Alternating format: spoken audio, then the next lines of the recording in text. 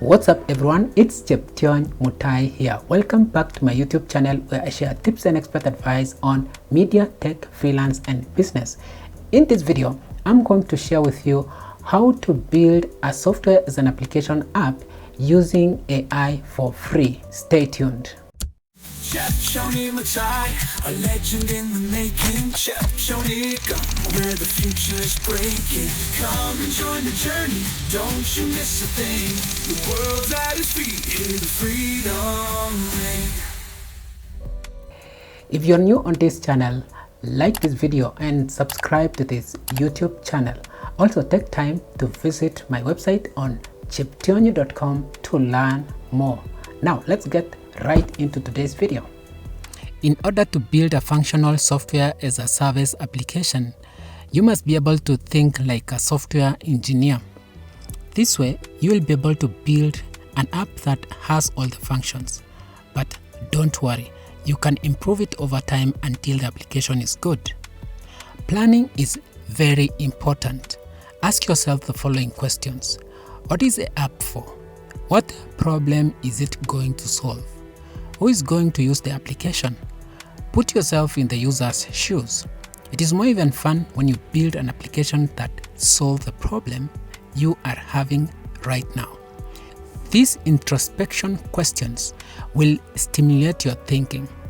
Once you have a solid idea about the problem the app will solve, get into building the application.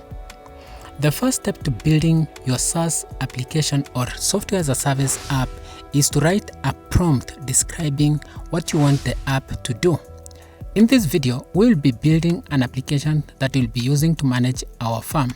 The app will be used to record all the data pertaining to the activities taking place in the farm. So here is the prompt. I need you to help me build an application that I'll use on my farm to record and track activities I carry out with an aim of using the data collected for growth.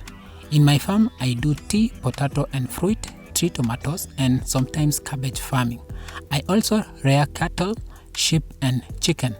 I supply tea to different buyers and at the end of the month, my workers gives the total kilos sold that month. Each buyer has their rate they use in buying the tea per kg. I normally record this on a sheet and do the tally so that I am able to know how much I made from the tea sales. For potatoes, I usually track the following: the number of potato bags seeds planted.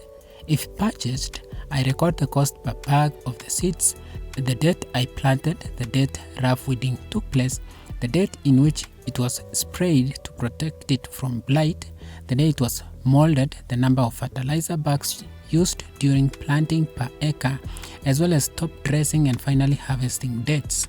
I also record the cost of labor from planting to harvest, the cost of fertilizer used per acre, the cost of fungicide and plant nutrient boosters used. I also record the name of the agrochemicals used. On harvesting, I record the date in which it is harvested, the number of bags sold, the ones retained, and the selling price per bag. With the total expenditure recorded from planting to harvest, I'm able to calculate the profits earned from the investment. Potatoes usually takes 3 months to mature and harvest. Since the tea is already mature and it's being harvested, the expense is usually on fertilizer done quarterly and weeding, which is also done quarterly. For cabbage, I record the cost of inputs including labor and based on the sales made, I subtract to get the amount of profits made. For the cows, I record the number of liters sold in a month and then subtract the shepherd's salary, deworming and insecticide cost and other treatment if it took place in a month.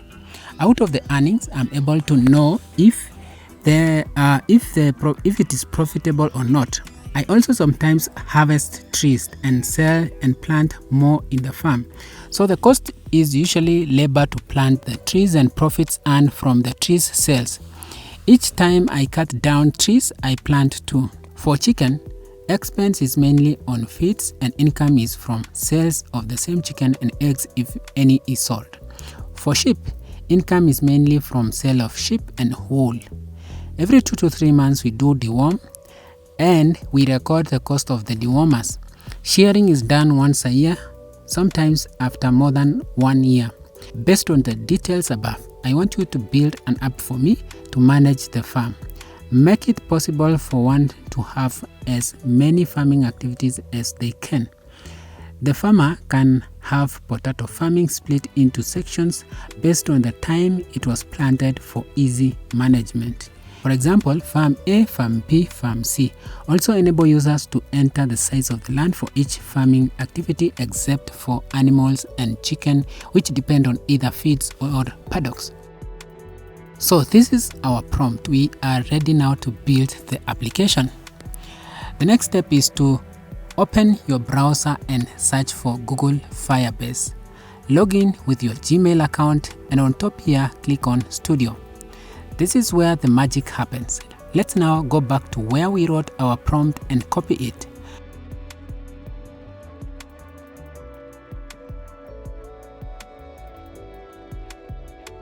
Paste it on this box here, then click on Prototype with AI. AI will go into work and do a prototype of your app.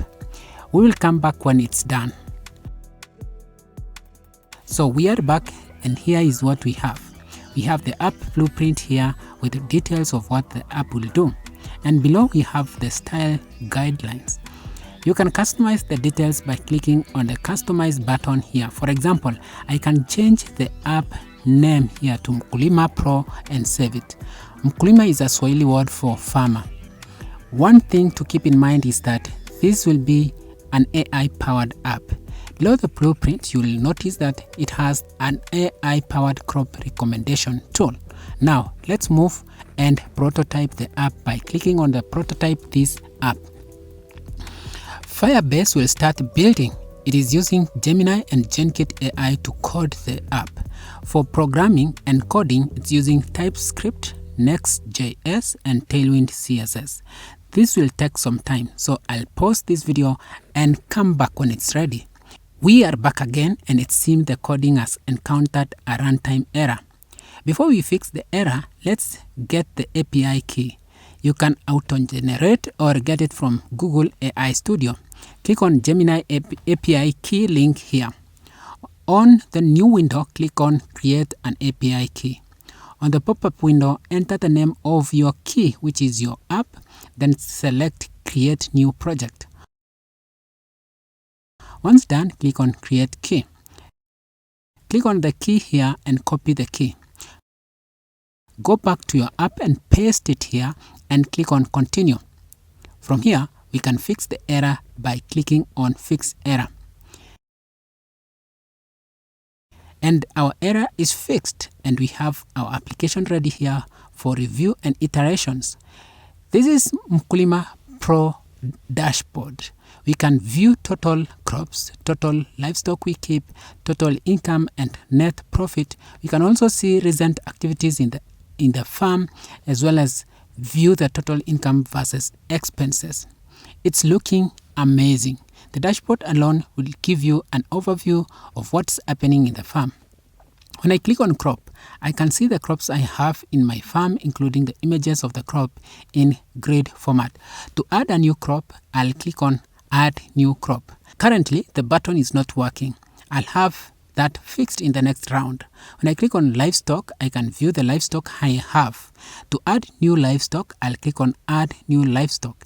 It's not working again. When I click on activities, I can view the activities that took place during the month and its details. And inside reports, we can view reports per crop or animal by selecting the item, choosing the period, and clicking on Generate Report. Inside AI Insights, we can generate recommendations for each crop by selecting it. Here, we can see insights from the AI regarding to potato farming. So after reviewing the first take of the application, I have noted two critical errors. The first one is that the add button on both crops and livestock pages doesn't work and needs to be fixed. The second one is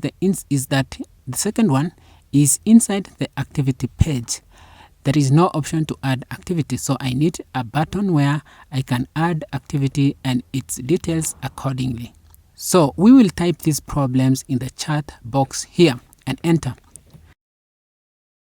So these issues are fixed and now the app is working. The add button is working well and I can add activities as well. Next step will be adding a login or sign up screen where users can sign up with their email address or phone number to use the app. This way, one can know the number of users who are using this app. Additionally, you'll need a landing page like this one on Pareto Profit where users can be introduced to the app and choose to sign up. All this, you can do this through the chat here. At some point, you may be required to go to the Firebase console and do some things as guided on the chart here. Once you're done building the app, you will click on Publish button and your app will be published. This is an example of an app I published on paretoprofit.cheptionyi.com. And that is it on how to build a software as an application app for free using AI. I hope you found this video helpful. Let me know in the comment section which AI tool do you use to build an application. Up until next time, bye bye and take care. My name is Cheptionyi Mutai. Cheptionyi Mutai, a legend in the making. Cheptionyi, where the future is breaking. Come and join the journey, don't you miss a thing. The world's at his feet, hear the freedom ring.